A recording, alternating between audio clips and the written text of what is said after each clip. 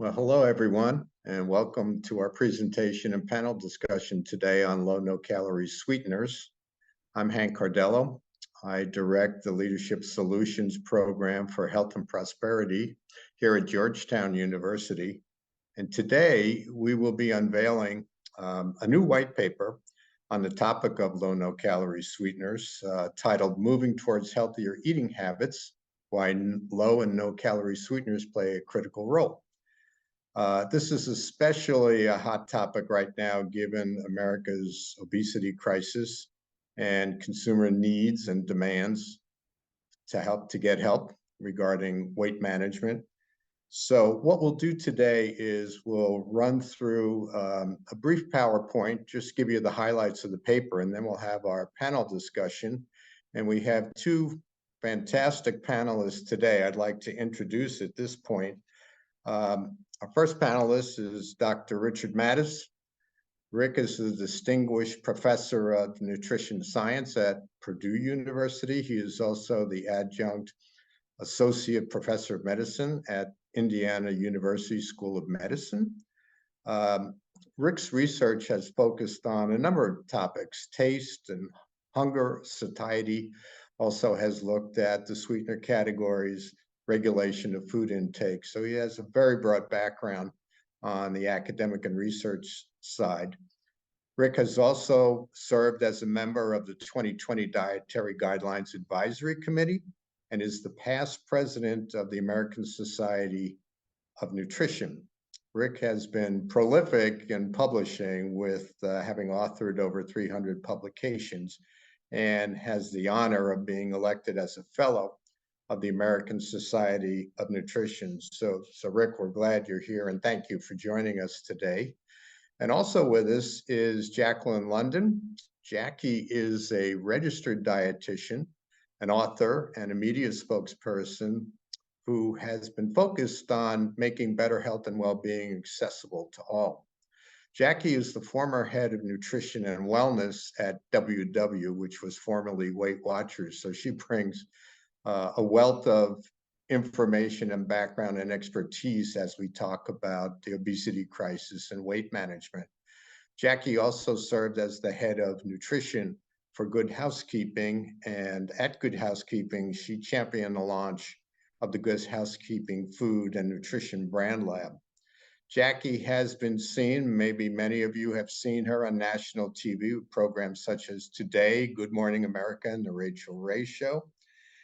Jackie also received her master's in clinical nutrition and dietetics from NYU. So she brings a perspective where she crosses over from the research side to the pragmatic dietetics side.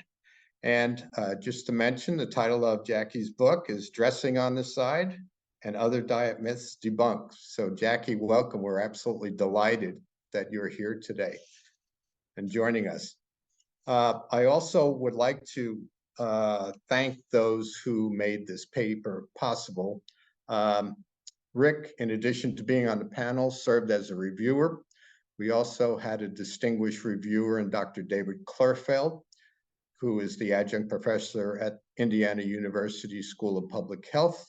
He's also the former head national program leader for the USDA Agricultural Research Service, and the former chairman of the Department of Nutrition and Food Science at Wayne State University.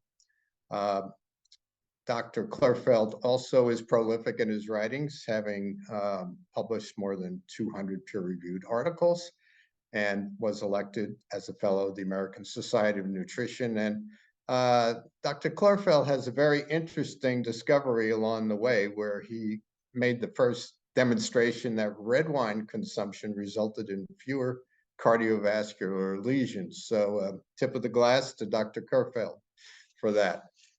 And then Jeff Wolfson also helped us with this white paper. Jeff is the president of Pinpoint Consulting. Jeff brings a 40-year career in the food industry as an executive and a consultant with companies such as General Mills and Nestle, Campbell Soup, PepsiCo. Jeff has served as the analyst for this paper, which you'll see some of the results of that. He has also worked with me on other papers that we've done with Robert Wood Johnson Foundation. I also would like to give a special call out to my colleagues here at Business for Impact. This wouldn't happen without their help. And I'd like to give a shout out to Mona Sharaf and Joe Weinstein for helping.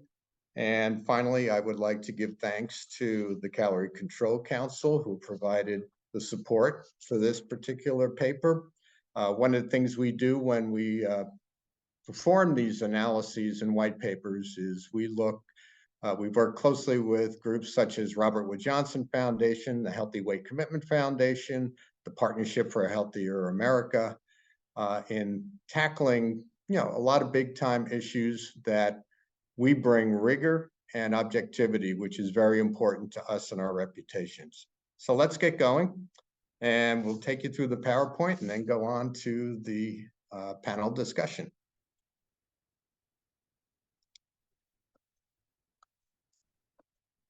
There we go.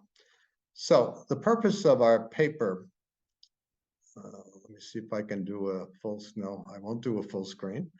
We'll talk about what our purpose was here. Number one, we wanted to look at the current state of low, no calorie sweeteners and their usage by consumers. That was point one.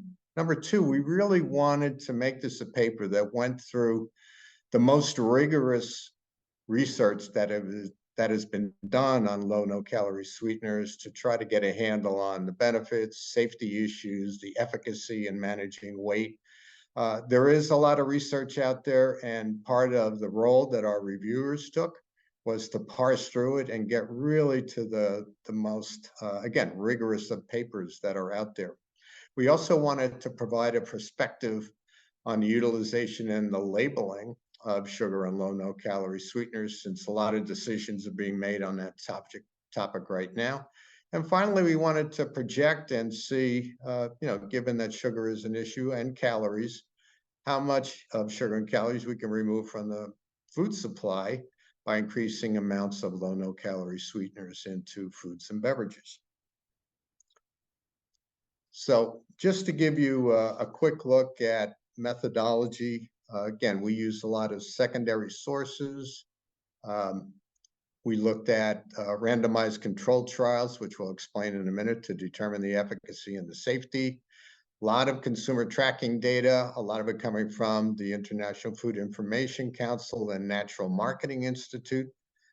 We also analyzed Nielsen data and label insight data to assess the current state of sweeteners and also to calculate the future of sweeteners in the food supply. And finally, we did tackle some of the regulatory issues, which we'll get into. So let's just do a brief situation overview. Here's the latest from the CDC in terms of the extent of the obesity crisis in America. And now 22 states exhibit obesity rates of 35% or greater. And this is really a tough issue. When you go back to as recently as 2015, only 4 states exhibited rates of 35% or more. So again, we have a serious issue we're trying to tackle and try to arrest and hopefully at some point reverse. The major organizations such as the World Health Organization and the dietary guidelines have set limits that they propose on the daily sugar percent of daily calories as 10%. The American Heart Association has gone further with 6% of daily calories. I would also like to note that for the last dietary guidelines, the Scientific Advisory Committee also proposed a 6% limit on added sugar limits. So again, there's a lot of pressure to reduce sugar consumption.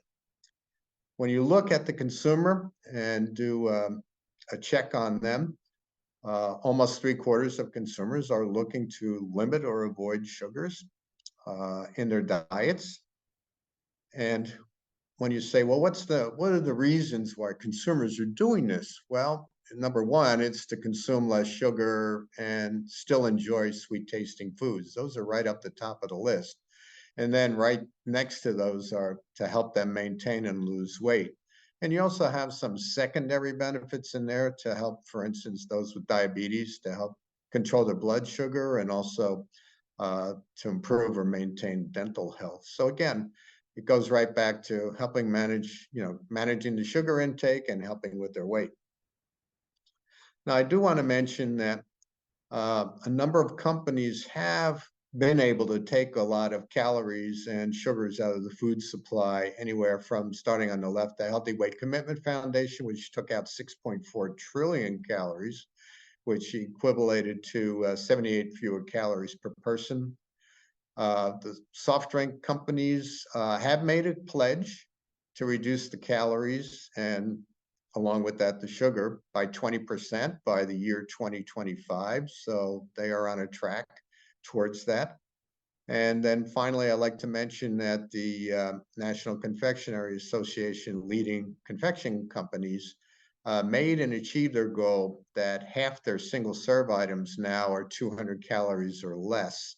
So again, these are all efforts. I do have to say, I'd like to see more being done on the restaurant side. I know it's very difficult to manage that kind of business, but we need help because food service accounts for about 30% of calories. So I think the more segments of the food industry that jump in on something like this, the more progress we could make. So let's get into our findings. So let's start with, what are low, no-calorie sweeteners? There's several different categories. First of all, the FDA has approved 6 of these items, ingredients, as food additives. Again, you're familiar with a number of these: ACE-K, aspartame, saccharin, sucralose. There's 3 of them that are generally regarded as safe, and the FDA has not challenged those petitions, including, for instance, stevia. And then there's a category called polyols, which are sugar alcohols like erythritol or sorbitol or xylitol. I mean, if you're chewing gum, oftentimes the first ingredient is xylitol. And then a newer category called rare sugars like allulose, which kind of mimic sugar in terms of their functionality and the way they behave. They're not 0 calorie, but they do provide a reduction in calories. So this is the universe that we're exploring in this paper. So our approach when we looked at things is to take a good hard look when it comes to the science, look at randomized controlled trials. We leverage those because they allow us to determine causality, as opposed to, let's say, what they call observational studies or cohort studies, which, again, they are what they are. They're observational. They don't necessarily account for all the variables. So these are the gold standards, if you would. And that's where we put our emphasis in. So we can come up with a paper that we felt very confident of, really reflected the preponderance of the quality research that was out there. And again, we looked at especially effectiveness and safety of these components. So some of the key conclusions, and again, we focused on those that were up to 2 years in duration, the gold standards. We did see benefits and consistency regarding weight loss, lower body mass index, BMI, and also reduced energy or calorie intake. That was very consistent across the most stringent studies. We also concluded that studies did support that low, no-calorie sweeteners did not impact blood glucose and insulin levels. So again, I don't want to go through each one of these, but you can see here's some examples of some of the studies that we compiled as part of our review. And again, these are randomized controlled trials, very in-depth studies, generally meta-analyses. So these capture a lot of studies, not just by themselves. And there are more in the paper that you can see in reference. And again, our goal was to be as rigorous as we possibly could be. Now, I want to jump to safety. Low, no-calorie sweeteners are among the most scrutinized ingredients in the food supply. The FDA has chimed in. The European Food Safety Authority has also chimed in. FAO and the World Health Organization has also I have a personal history in the sense that I was in a little bit in the middle of this because I ironically happened to be the first marketing director for Diet Coke, which was the first major brand that used aspartame. And I recall a lot of the hoops that the FDA was making the company jump through at that time. So I'm acutely aware that there are very stringent requirements that they want for any ingredient going in. It's ironic also at that point in time, we're not too long before then, cyclamates were taken off the market because the FDA did not like them. We also learned that several studies demonstrated that the low no-calorie sweeteners don't exceed the acceptable daily intake. They generally use up to 100x safety factors. So when you really have to be tied up intravenously to these kind of products to really see a problem. So a lot of these studies confirm that. There's also plenty of evidence that there's no adverse effects on glycemic response, similar to water. Studies are different. Oftentimes, we've seen where actually low no-calorie sweeteners perform better than water. In other cases, the water perform better than low no-calorie. But in either case, you do see a benefit of both those particular substances. And finally, there is some new research out there where you have, again, some differing studies. One study indicated it might have an impact on the microbiome. Another one author was McKay out of Canada that showed that there was no impact. So I think there's more work to be done on that particular, but we did want to at least acknowledge that at this point. Also, recently, there have been some safety reviews. Earlier in this year, erythritol was called out by the Cleveland Clinic as being associated with an increased risk of heart attack and stroke. Our reviewers, Dr. Klerfeld and Dr. Mattis, really did not like the methodology and the fact that we know that erythritol is not metabolized in the body. It's excreted unmodified into the urine without changing blood glucose, so it does not have the impact. And our paper notes that all polyols or sugar alcohols, including erythritol, have been given the most favorable acceptable daily intake assignation by the WHO's subgroup. So maybe there's more work to be done here, but based on this initial paper, we don't feel that there's enough here at this point. And then, as I referenced earlier about aspartame, in July, the World Health Organization's International Agency for Research on Cancer declared that aspartame is a, quote, possible carcinogen. Immediately thereafter, the other side of the house at the WHO, called the Joint Expert Committee on Food Additives, and the FDA chimed in that this was not true. Given their analysis, there's also several countries, including the US, which has evaluated this ingredient. And as I mentioned, from my own experience, I know that we had to jump through hoops on this one back in the day it was first introduced. There may be more research on both of these, and that's for futures.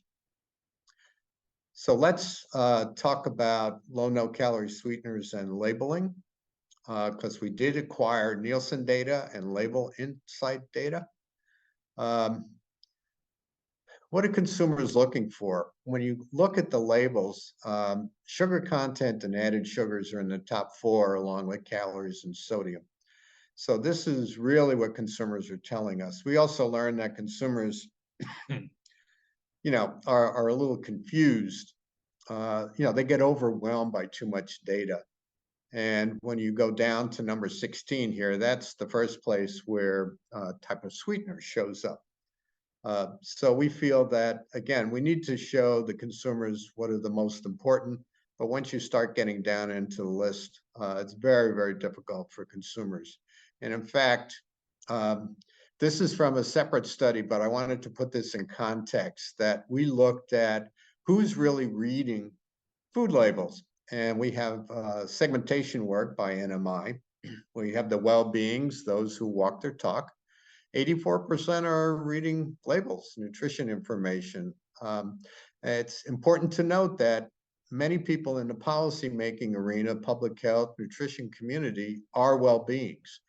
And we have to go meet our neighbors. And when you get down to the end, looking at magic bullets and eat, drink, and be merries that have the highest rates of obesity, they're not reading the labels. So we have to be very cautious about overloading the kind of person who really needs the most help here with too much information, and give them the information. And it's not just labeling. All right, we have to do a whole host of other things. We have to modify our products again, like the confectionery industry did by reducing calories and other kind of activities.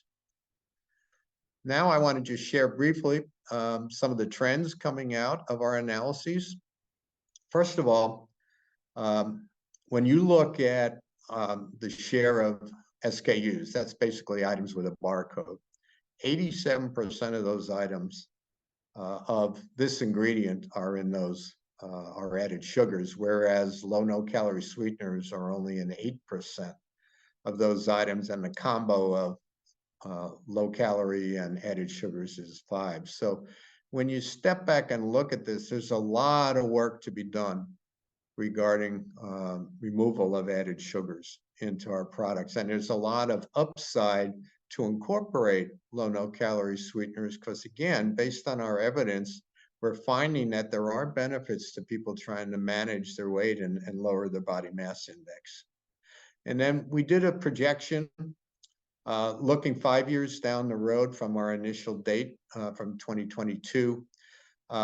What kind of savings can we potentially see in terms of added sugar grams and also reduction in calories? And again, if you look at the current trend of reduction that we're seeing, maybe you'll see about 70 billion calories reduced and about 20 billion sugar grams. But if you can reduce added sugars by 10%, and that's not a massive number. There's a lot of pressure too from government and the White House even right now. You potentially can pull out 250 billion calories from the food supply, and that's a big deal. That's a big deal. So if I just recap the key takeaways from the paper, first of all, consumers definitely are telling us, almost 3/4, they want to lower their consumption of added sugar. Secondly, we've learned that to help reduce sugar and calorie intake, there is a role for no-calorie sweeteners. And perhaps most importantly, the most rigorous studies that we examined made it clear that there is a role for these in helping with weight loss, lowering body mass index, reducing calorie intake. And the evidence really supports the safety of these ingredients. And finally, we could make a lot of progress in reducing added sugars by incorporating more of these into the food supply. So at this point, and I hope you can see that, it's a little wobbly. If you want to get the white paper, just tap into this. If you can see this, again, mine looks a little wobbly. Just go to the Business for Impact at Georgetown University, and you can pull down the white paper, and that'll give you all the details and the in-depthness that we went through with this paper. And now at this point, I would like to start our panel discussion. Let me make my adjustments to my screen.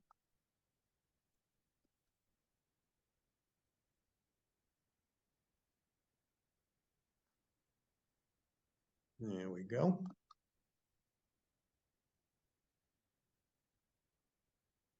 All right. So we have our experts here. And I think what I'd like to do is, let me start with Rick. Rick, big picture, we saw that obesity rates are continuing to climb. All right. Is there a role for these no-calorie sweeteners to play to help out consumers? Yeah. So, I think it's useful to go back and revisit the question of why we would even want to include these compounds in the food supply. And the answer is, I think, what you already highlighted. Currently in the US, about 13% of dietary energy is derived from added sugars. As you pointed out, WHO dietary guidelines set a target for 10%. But the 2015 and 2020 DGACs, advisory committees, both set a limit really at around 5 or 6%. And that was based on modeling data that argued that if one wanted to meet all nutrient requirements and make very wise food choices, there would only be about 280 calories of discretionary calories left. And that's where the modeling suggested that there really wasn't more than about 5% of energy available for discretionary use, and set that target. Nevertheless, the final guidelines are still at 10%, and that's still below current intake levels. So there are multiple reasons that people are in positive energy balance.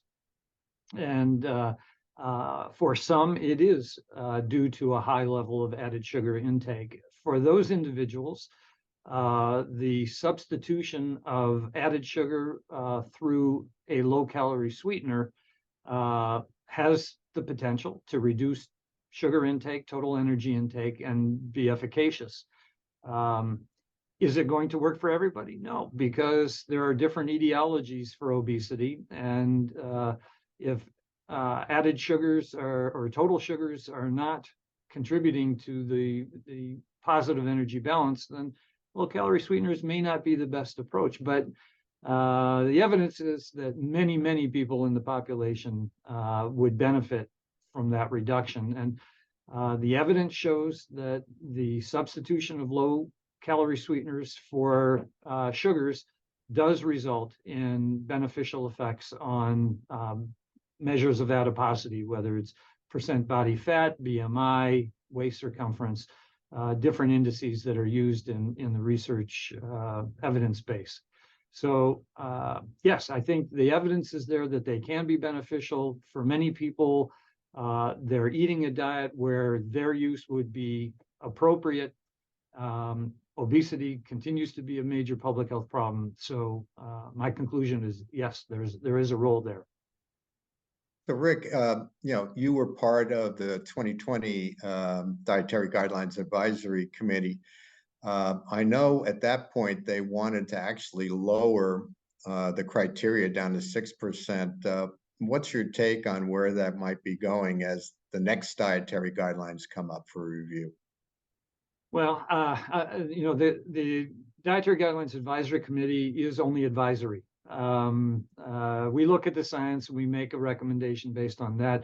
The people who write the actual guidelines have to balance that science with some practicalities, some realities of what the implications of the recommendations would be for things like school lunch and elderly feeding programs and so on. And they have a bigger picture that they have to consider and play out. So they've maintained a 10% goal, and that is still below where we are. So there is still incentive with the existing guidelines to make change.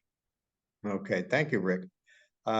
Jackie, given your experience again dealing with weight management challenges, what's your take on is there a role for low no-calorie sweeteners in your experience?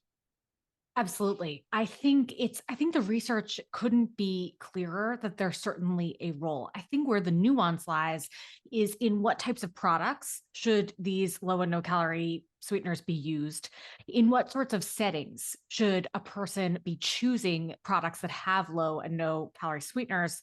And in what ways can we use this evidence to help inform data that comes from future consumer experience that really informs how we speak to people about making food choices that support their lifestyle?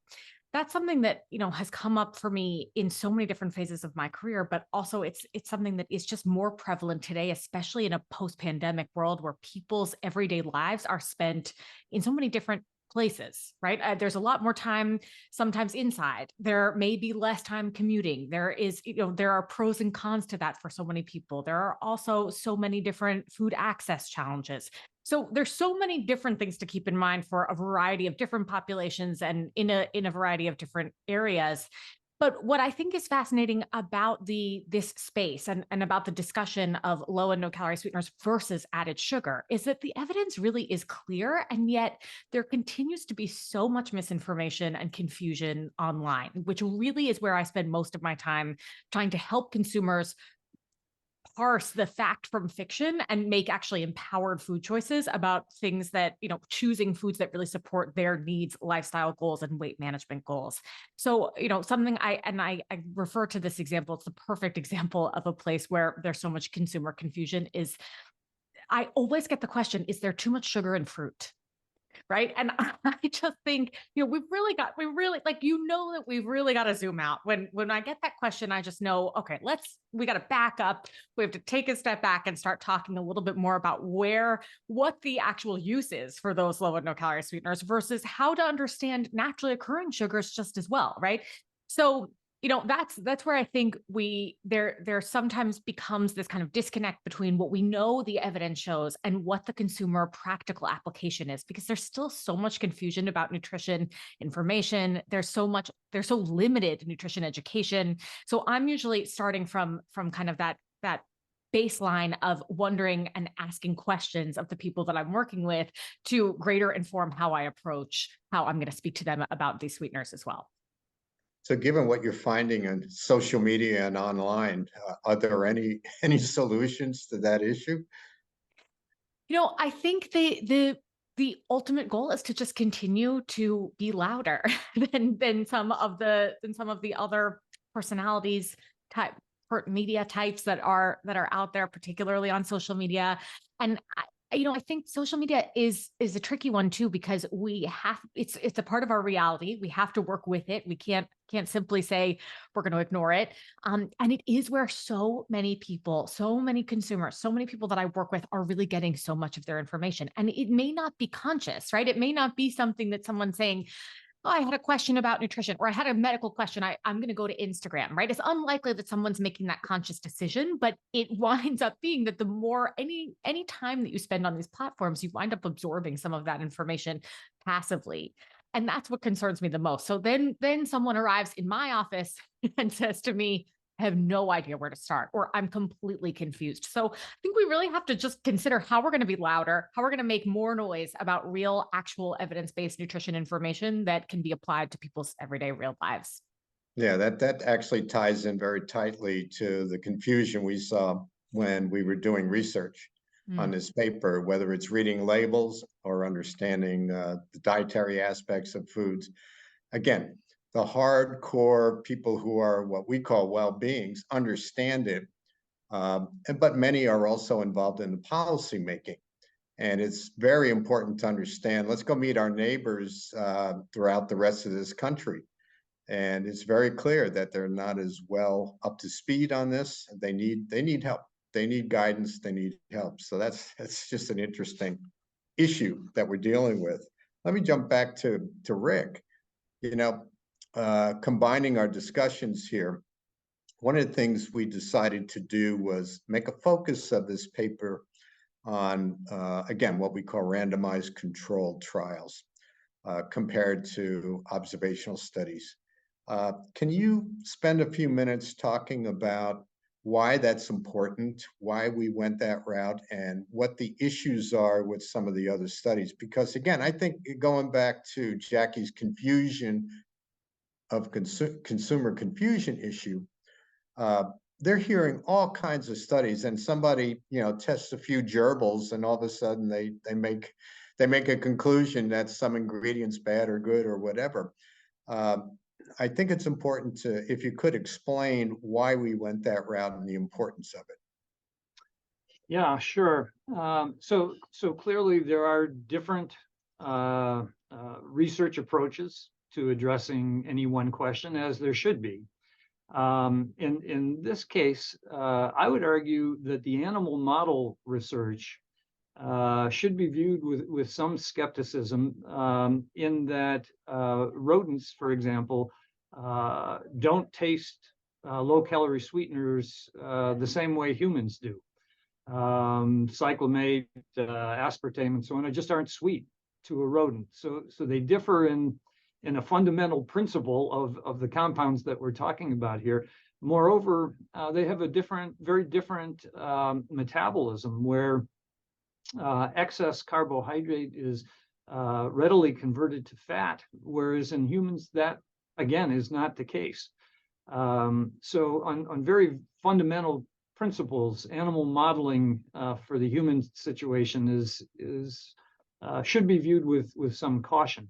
Now, in terms of the human evidence, one of the biggest problems with the observational data is trying to differentiate between the effects of people choosing to use low-calorie sweeteners and the effects on body weight versus people having a concern about their body weight and then choosing to use a low-calorie sweetener to address that problem.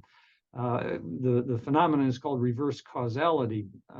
The associations that are often documented in these observational studies may well be attributable to the fact that people who have high body weight or adiposity are choosing to use low-calorie sweeteners more as a way to address that. And so it creates the apparent association between their use and high body weight. And there are epidemiological studies that attempt to control that by factoring out initial body weight as a way to protect against that possibility. But the ability to do that is not 100%. And there is residual confounding. There are other factors besides just that baseline body weight that are associated with the use of different sweeteners and dietary patterns that just cannot be fully controlled through statistical manipulation. So that form of research is often viewed as very valuable in posing questions and in identifying at-risk populations. I don't mean to be critical of it, but it has its limits. In contrast, the randomized control trials are not as susceptible to those kinds of confounds. They do allow for the establishment of causality rather than just association, and so are viewed as a stronger basis for developing dietary recommendations. And as a result, the Dietary Guidelines Committee puts greater weight on those kinds of data than the observational studies as well. This is pretty much agreed upon in the scientific community. All right. No, I think that's helpful because, again, it's real important for us when we make recommendations here and evaluate the issue. We want it to be extremely rigorous and to give the kind of guidance that comes out of the most stringent of studies. So that's important. So that's from the research standpoint. Jackie, from the consumer side, based on what you saw, particularly at a place like WW, what are the challenges consumers are facing? When the day is done, where does the struggles perhaps start, in your opinion, and how does it perpetuate? And what are the hurdles that the consumers seem to bump up against? Well, I think one of the biggest that we can't ignore and is certainly worth just reiterating is that confusion, the lack of general nutrition information, basics that would help inform a grocery shopping strategy, or how to consume food while dining out or while at your place of work. The real lifestyle factors that play a role in how people make decisions about food. But I think, and particularly when I was at Weight Watchers, the biggest challenge was so often in any sort of weight management capacity, where the focus at Weight Watchers, of course, is weight and weight loss. And at the time that I was there, it had shifted a little bit towards the concept of wellness, which actually seemed to trip up members much more than simply just stating that this is a weight loss, weight management program. But I think, something that would trip people up so frequently was this concept of willpower. And it's something that I wrote about in Dressing on the Side, that I would see in real life practice, as well as working for Weight Watchers, is this concept that people had about willpower without that basic fundamental understanding of how to eat in order to fuel your everyday needs, lifestyle, energy needs, how to actually do that. And there's a disconnect. And that is really what I think is, to some extent, the fundamental problem with programmatic approaches to weight loss. They have so many benefits. There's plenty that we can, name. They give us evidence. They give us real research and randomized controlled trials. They also, can be really useful for some people, and people have a way of finding how to make them work for them. But I would often find that so many people felt that they were doing the things, they were doing what they were supposed to be doing on this program, but not either seeing any real substantive weight loss, or feeling just hungry, tired, exhausted all the time and unable to actually live their lives. And they wound up feeling like that's not meant to be the purpose of a programmatic approach to weight loss. It's supposed to be something that helps enhance your life rather than take over your life. And I think that's really something that is truly, it actually comes back to that nutrition education component, which is that in order to be able to provide a service that supports real lasting behavior change, it really starts with a hyper individualized approach. So some of these programmatic approaches can only get you so far. And without that kind of one-to-one real connection with hearing from individuals about their needs, their lifestyle, their food, their eating patterns, where they shop for food, what their food access looks like, what their preferences are, those things can be really hard to actually put into a program that really works for everyone. Something that is a huge tagline of Weight Watchers, and so some behind the scenes info, is there's no one size fits all for weight loss. And of course we know that to be true. It just so happens to be quite ironic coming from a company that is really trying to provide a somewhat one size fits all approach to weight loss. So, there's some real challenges there, I think. And it's something that I see this throughout research on low and no calorie sweeteners. I see this throughout weight management, research versus marketing, which is that so often the intention, the evidence, the science is there.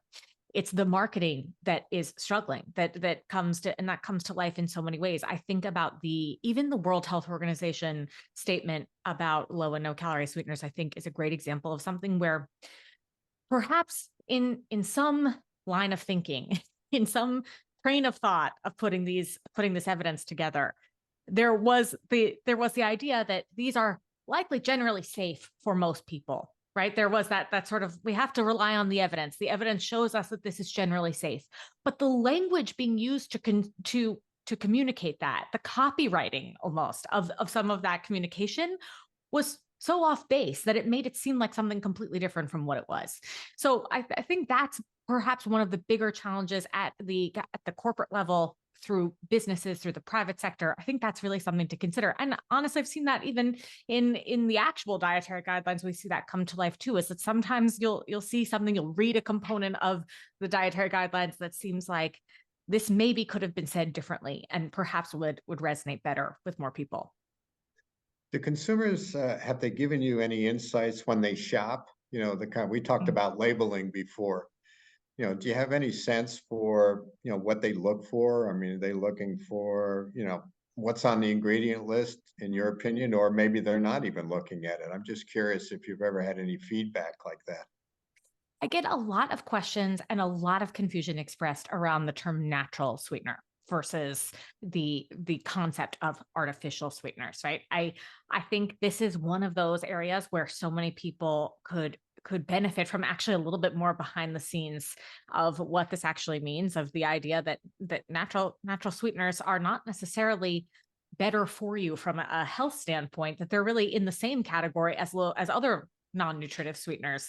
And that some of that that's this very small nuance, again, back to some of the copywriting and the marketing of it all, that tends to confuse consumers, is that I'll hear someone say stevia is safe, but sucralose is not. And there, we just don't have that kind of evidence to even begin to say that. So it's an interesting kind of nuance and dance of really working with consumers around that issue.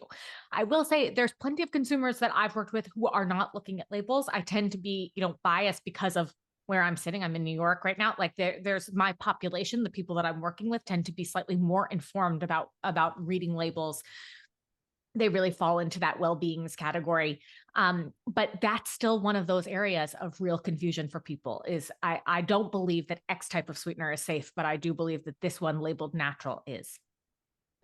Well, that sounds like a big challenge. Go ahead, Rick. Can I just expand on that for a moment? The issue of communication is so central. Clearly, there's been a lot of press about the IARC recommendation about aspartame. So just to be clear about this, the IARC classification system has 4 steps. The bottom line is the evidence is not classifiable. Their bottom line is not that something is not carcinogenic. The lowest level is just there isn't enough evidence.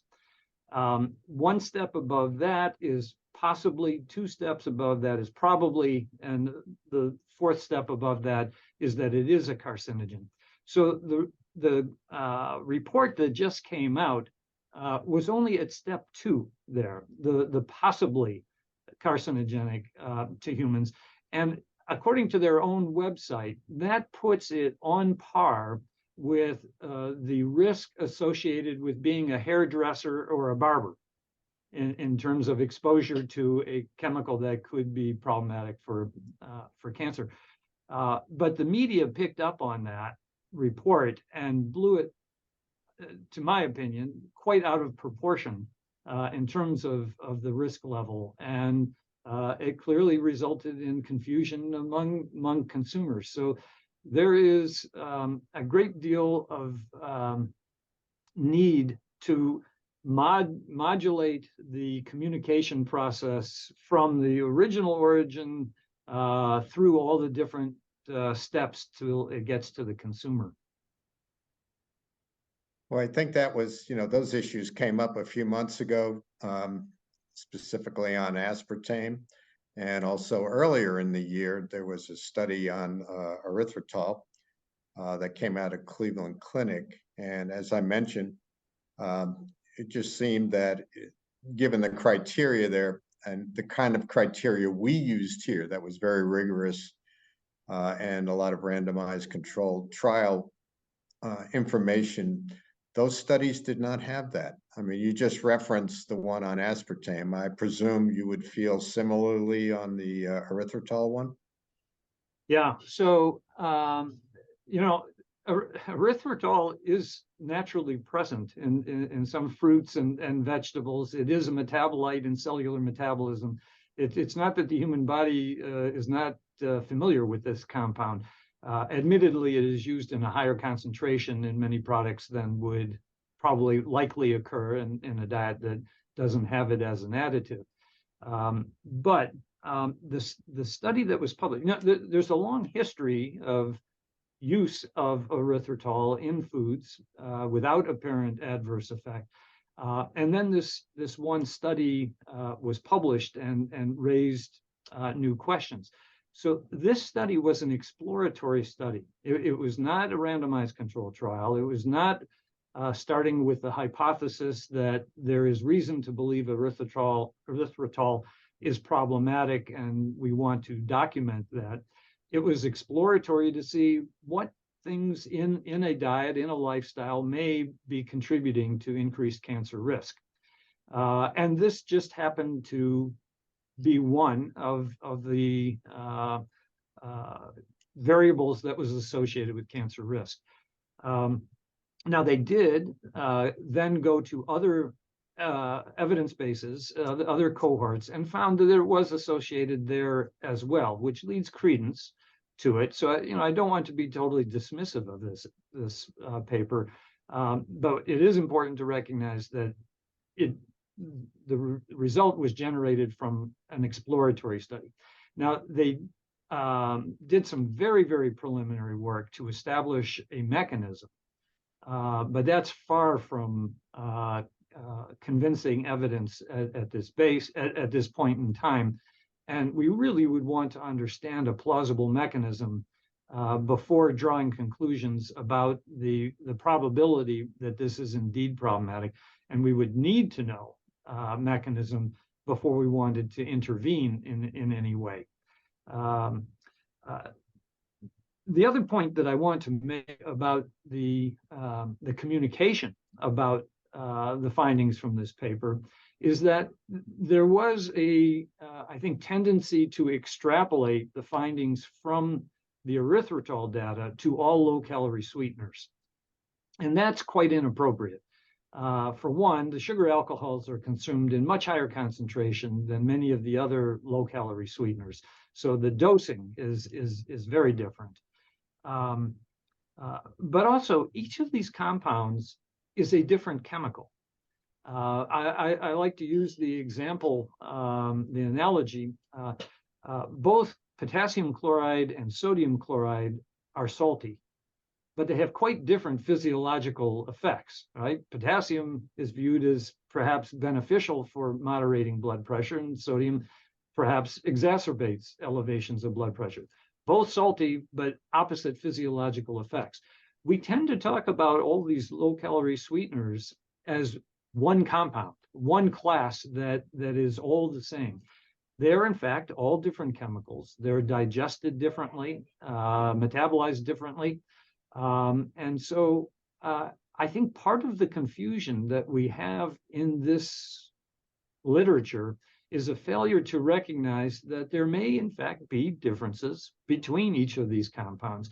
And the science is, as Jackie pointed out, just not there yet to draw conclusions about individual compounds at this point. I think that's real important, especially, again, going back to the nature of our analysis here, and that we looked at the preponderance of work that has been done across the whole swath, if you would, of low, no-calorie sweeteners. And I think that's an important aspect of our takeaway, why we came to the conclusions that we did. Jackie, I want to ask you a question before I get to wrap up. I see we have 7 more minutes, but I did want to get your opinion. You know, some of the food companies, as we pointed out, are working to pull out calories and sugar, like the soda companies and the confection companies. Do you think those efforts are helpful to the consumer, almost like a stealth way to remove added sugars and then substitute in, you know, whether it's low, no-calorie sweeteners and other substances? Yes and no. And I actually will answer this by, I'll start answering this by by going back to something you mentioned, Dr. Mattis, about erythritol, which I think is a really important one. And honestly, we could do a whole other hour on sugar alcohols alone. But something I found that is truly fascinating about sugar alcohols versus the non-nutritive sweeteners is that something that comes up so frequently among consumers is that I'll often hear people who tend to have bought into the idea that the quote naturally occurring sweeteners are beneficial for health, that this is in some way better for you than the non-nutritive sweeteners, what we would consider the artificial sweeteners, that this is there's a very common thread that I often hear, which is that I don't know why I'm having stomach cramps. I'm having abdominal pain. I don't know if you think that there's something wrong with this is another social media buzzword. Is there something wrong with my gut health, right? That this is impeding someone's own state of health, weight loss efforts, or general sense of well-being. So I do think, there's something to be said about this as a lower calorie sweetener of sugar alcohols as a lower calorie sweetener. I think is an interesting area of discussion from the consumer standpoint, because so many people are not necessarily aware that these may have more side effects when consumed in higher amounts from a variety of different food sources versus some of these other non-nutritive sweeteners, which tend to be better tolerated. So back to the actual food supply, right? So how can we kind of approach this? I think, this pledge from some of these companies is incredible and really, you have to applaud it. I wonder to what extent this will truly make an impact. And I use the example or think back to some of the calorie labeling on menus. We saw that this was a wonderful intention, but the degree to which this had a meaningful impact on people's everyday eating habits and how it impacted behavior change was nominal at best.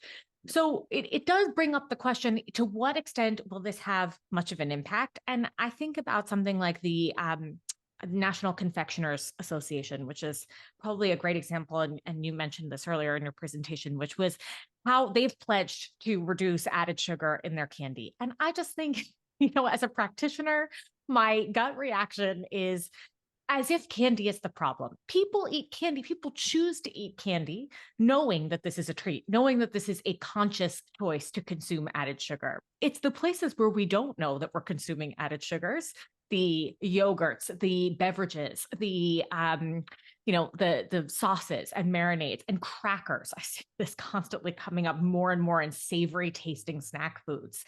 That added sugar is hiding, lurking in all of these products, and yet consumers are not informed or aware that that's where so many of their added sugars are coming from. So I think I'm here to applaud the effort to reduce the calorie contribution from added sugars in consumer products, but I just wish that the focus was a little bit more geared toward where consumers actually need that assistance, where they're choosing something that they may believe is a healthier choice in a category, and it's simply not the case.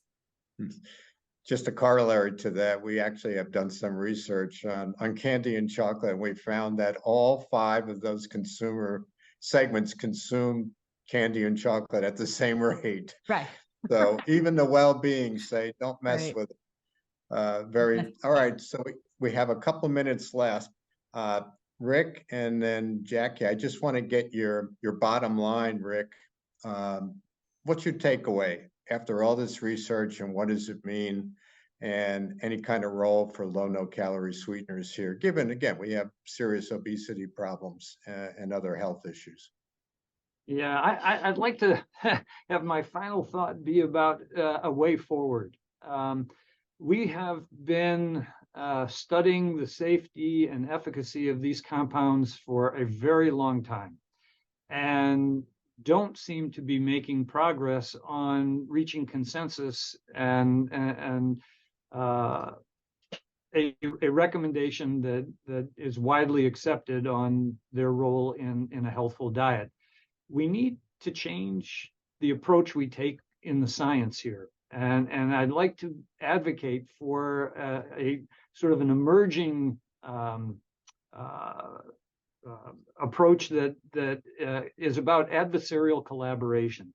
We need the people that are skeptical about the role of low-calorie sweeteners in the food supply and those that find them useful to work together, to agree a priori that we can design studies together that will generate honest science, and that we will agree to accept the results of that science, however it comes out, and publicly recognize that, even if it's not consistent with our a priori views. And I think that is a way that the food industry can play a role. They can support that kind of science without being viewed as biased.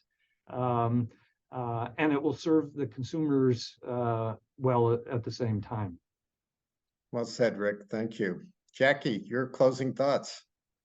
I completely agree with all of that. I think that is, frankly, a brilliant idea. And I also think that it is the combined effort of public and private sectors, as well as CPG companies, to kind of galvanize around the idea of what it means to have a health promoting pattern of eating.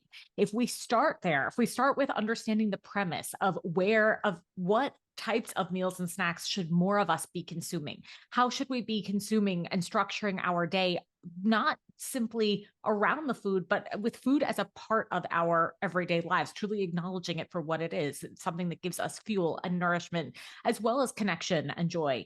I think some of that understanding and some of the understanding around how to use non-nutritive, the low and no calorie sweeteners, how to use some of these in the food supply at the consumer products level, also stems from understanding where people are when they make decisions about food, how to better help and empower those consumers with information that helps them specifically, and to start from the idea of what does an overall health promoting pattern of eating actually look like, and therefore how do these products, how do these ingredients play a real role, and how can they play a real role in making meaningful change in consumers' everyday lives? Well, that's terrific. I mean, basically what we have here and that we espouse is a combination of the pragmatic with this hard science to help consumers. And I think that's what we've been talking about today. I do want to thank our outstanding panelists, Jackie and Rick. Your insights are wonderful and helpful. For those of you in the audience who do have questions, again, one of the downsides of a virtual event is we don't have the flexibility. But if you can, when you go to the white paper, my email address is in there. So feel free to send any questions you might have, and we'll make sure whether I answer it or Rick or Jackie, we want to make sure we do address any questions you might have. So thank you, panelists. Thank you, our audience, for being here on this session. I very much appreciate it and hope it was useful to you. Take care, everyone. Bye-bye. Thank you. Bye.